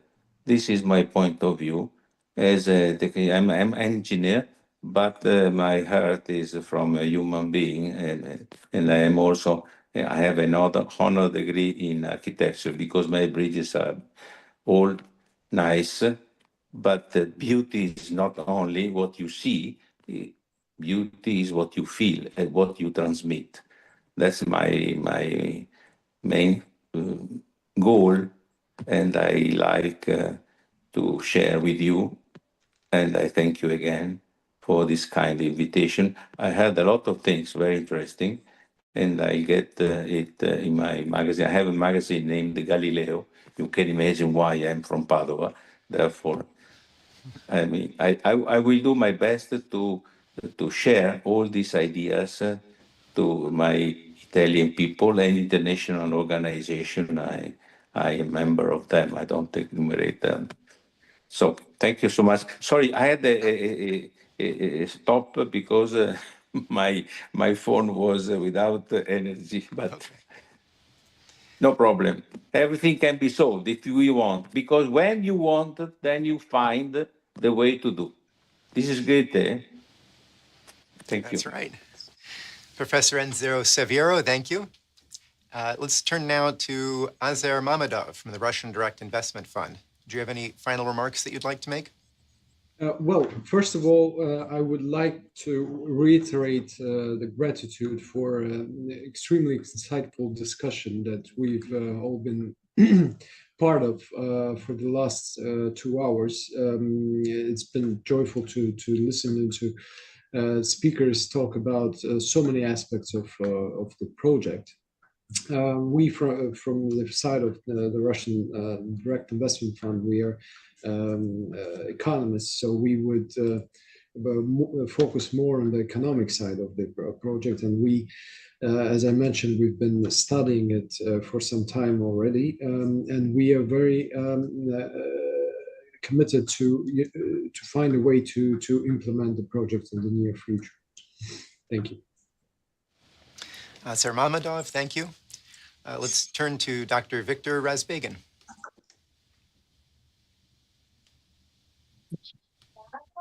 I just want to say another time, thanks a lot to EIR organizing this meeting, to Schiller Institute, and personally to Helga Zip-LaRouche for this beautiful chance to discuss this really unique and outstanding project.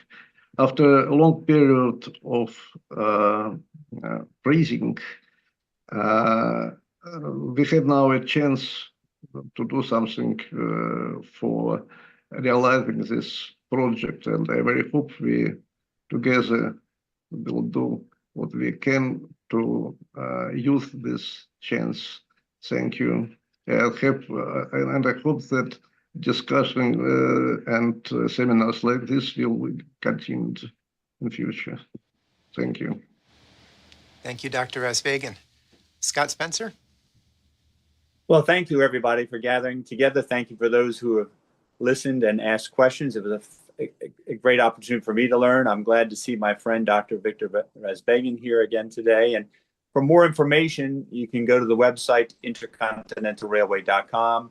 And I would encourage you to look at a fascinating film, The Strait Guys, to look at the inflection point. And I would just say we have an opportunity in this inflection point to show the world a lot of love. So I'd just like to build on the call of Mr. Dmitriev, the head of the Russian Direct Investment Fund. Let's build this together. And what a great gift we will give for generations to come of peace, progress, and prosperity. Great, thank you. Scott Spencer, Intercontinental Railway. So that brings us to the initiator of today's discussion, Helga Zip-LaRouche. Please, how would you like to conclude our discussion? Thank you, all the speakers. I also learned a lot. One thing which Dr. Spencer, you said, actually gives me a lot of pain. You said that AI and nuclear weapons cannot coexist. That's a very scary thought, because if you remember that the Israeli strikes on Iran in June were based on the information of an AI program of Palantir, which was given to the International Atomic Energy Agency, and that was the basis for the attack about the so-called status of Iranian nuclear weapons. Then 5 days later, that information was revoked because it turned out that it was fraudulent, because it was based not on facts, but on some algorithm, and the damage was done.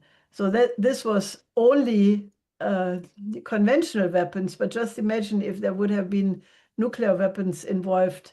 And I can only say that that episode or that anecdote is important to underline the absolute urgency to change directionality.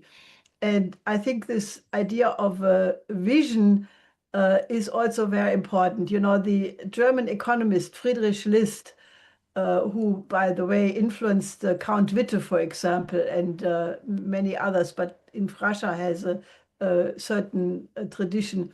He had the idea that if infrastructure would eventually grow into a planetary network connecting all continents and all countries, then that would be the basis for a complete change in the mentality of the people, and world peace would be consolidated. And I think that that is exactly what the idea of the World Land Bridge stands for, because, you know, in the beginning, people always think, oh, you can't go with a railway quicker than 30 kilometers or everybody will die of a heart attack. Then they're building now maglev trains in China, which go 600 kilometers, and there are loops being planned which go 1,000 kilometers.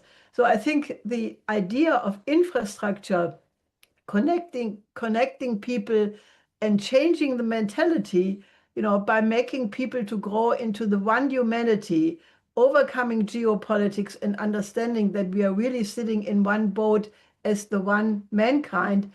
I think that this Bering Strait is a very, very important step in that direction. So maybe we should continue this discussion in a few weeks or months from now, and hopefully we can spread this widely and get more people to support it.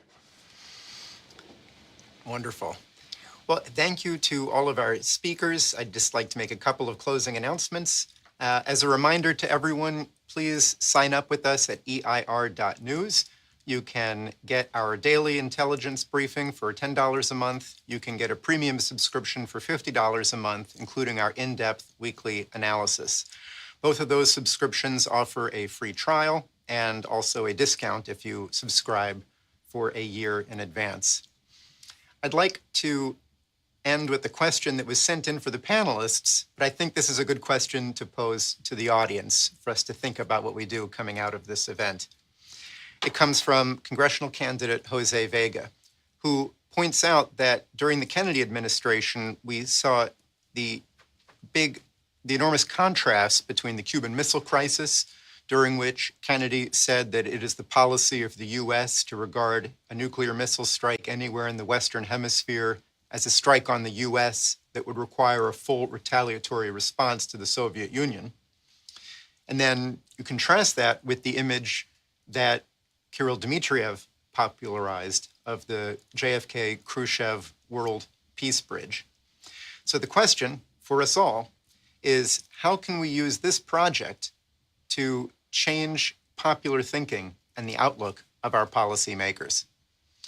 So thanks again for joining us. Think about how you're going to answer and act on that question. And again, please join us at eir.news and become a subscriber. Thank you.